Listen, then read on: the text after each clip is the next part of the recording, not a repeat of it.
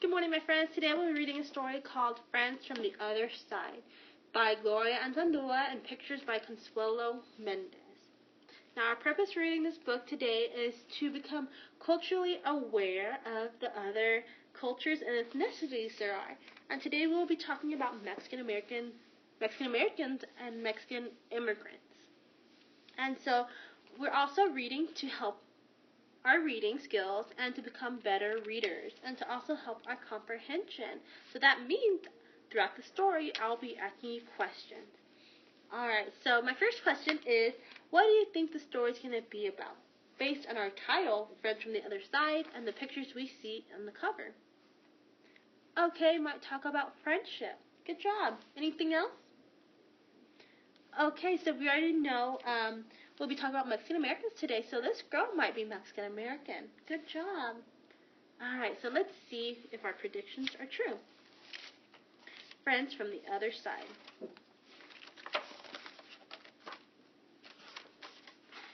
Fredita was sitting on the thick, low branch of the mesquite tree in the backyard when Joaquin came to the gate of her house to sell firewood. Fredita wondered why he wore a long-sleeved shirt when it was so hot that most boys went shirtless. "Did you come from the other side?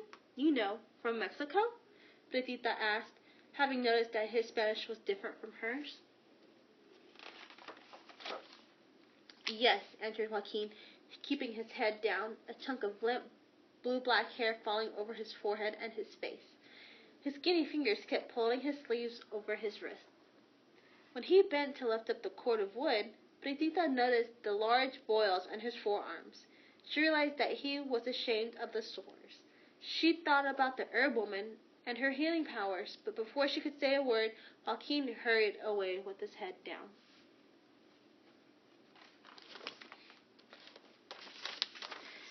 Fredita heard some of the neighborhood kids yelling and went to the gate to see what was happening. "Look at the mojarito, look at the wetback," called out her cousin Tete. "Hey, man, why don't you go back to where you belong? We don't want any more mojados here," said another boy. Fredita felt her body go stiff. She had known Tete and his friends all her life. Sometimes she even liked Tete, but now she was angry at him. She felt pulled between her new friend and her old friend. Now I have a question. Do the characters talk like you and your family?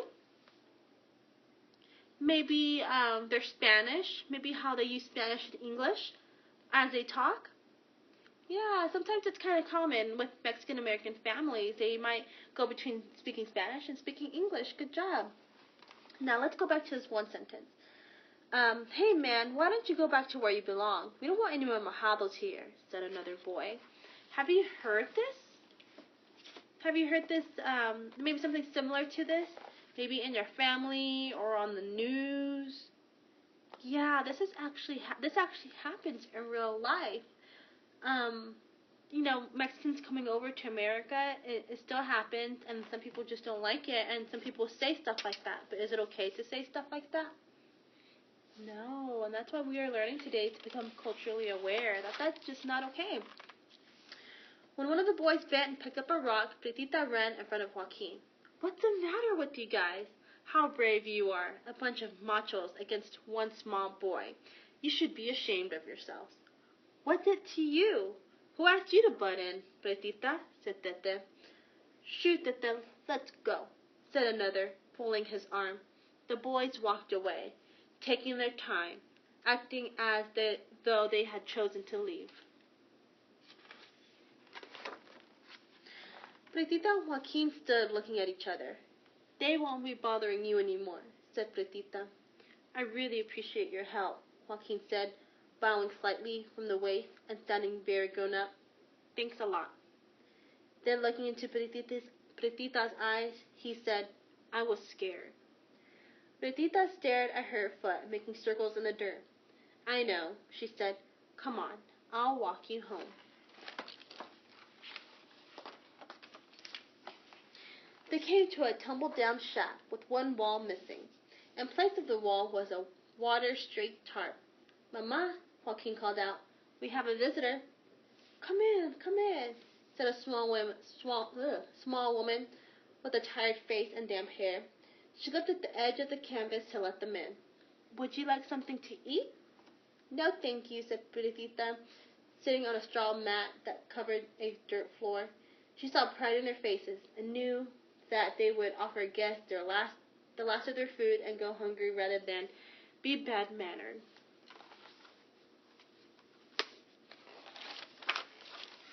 The woman said, we have to cross the river because the situation on the other side was very bad.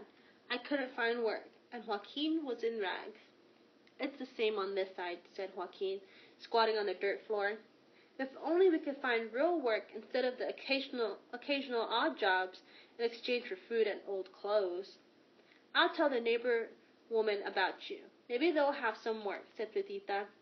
She stayed a while and then said, I have to go do my chores now, Joaquin. Please bring some wood tomorrow and see if you can stay and play with me. Now, I have another question for you. Are the characters like you and your family?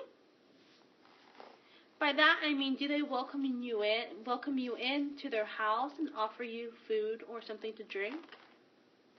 Yeah, they're very well mannered.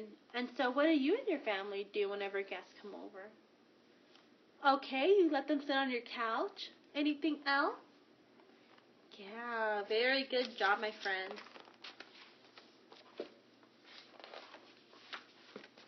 The next day, Joaquin came to the gate again.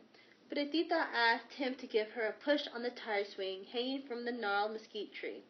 He returned the next day, and the next. Perdita always saved some of her lunch and put it in a paper bag for him. She would leave it by the gate to lessen his shame for being poor. When Joaquin felt less shy with her, she would take him to the herb woman and have her cure his sores. One afternoon, while Perdita and Joaquin were playing a Mexican card game called Loteria, a neighbor woman arrived out of breath. Border Patrol's coming, she shouted. La migra! Joaquin jumped out of his seat. You know they'll check the old shacks. They'll find my mother and take her away.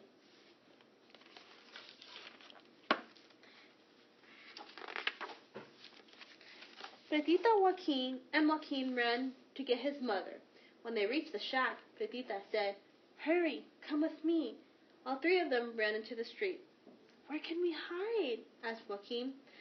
Perdita took his hand and felt it tremble. The herb woman will know what to do, she said, leading him through the streets of the little town, as his mother followed close behind.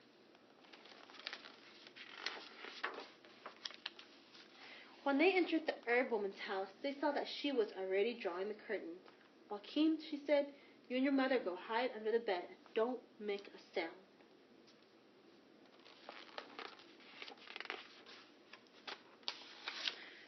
From behind the curtain, Perdita and the herb woman watched the border patrol van cruise slowly up the street. It stopped in front of every house. While the white patrolman stayed in the van, the Chicano migra got out and asked, Does anyone know of any illegals living in this area? Perdita and the herb woman saw a couple of people shake their heads, and a few others drawn to their houses. They heard a woman say, Yes, I saw some over there, pointing to the gringo side of town, the white side. Everybody laughed, even the Chicano migra. As the van approached their house, Perdita and the herb woman held their breath, but the van drove on without stopping. Now this is where I'm going to stop and ask a question. Have you ever had an experience like this one before, where you had to hide from Border Patrol? Okay, and it's very sad, isn't it, that you have to hide just so you can stay here. And if you haven't had an experience like this, there are some people who do experience this every day. A lot of Mexican immigrants have to go through this.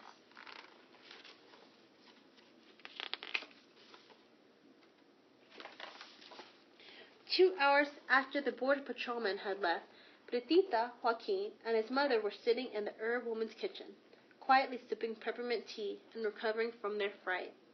Perdita, Joaquin, come, said the herb woman. Let's go gather some herbs.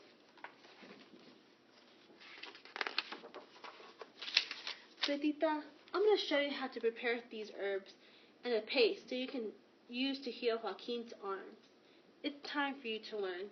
You are ready now. And that is the end of our story. And I still have a question for you. Have you ever visited a place like the one we just saw? A place like this? Okay, where do you normally see this place? Usually, very close to a place very close to Mexico, very south of Texas. And this is a real place. They said that this was by the Rio Grande. Good job. And have you ever read a book like this before, where there are real events that happen maybe to you or maybe to someone you know, or something or a story you've heard before? Yeah, like I said, these things happen to real people. So this would be nonfiction because although there are colors and cartoons in the story, this happened in real life. Joaquin had a bunch of feelings in the story. There's a time where he felt embarrassed. There's a time where he felt scared. 2 times actually where he felt scared in the story. So this is really good for our reading skills, for our comprehension skills as I stop to ask questions. This is really good to identify characters' actions and feelings, and to also become culturally aware of other people's experiences that happen every day. I'm really glad I read this book with you, my friends. I learned a lot about Mexican immigrants and their experiences, and I hope you did too. Thank you.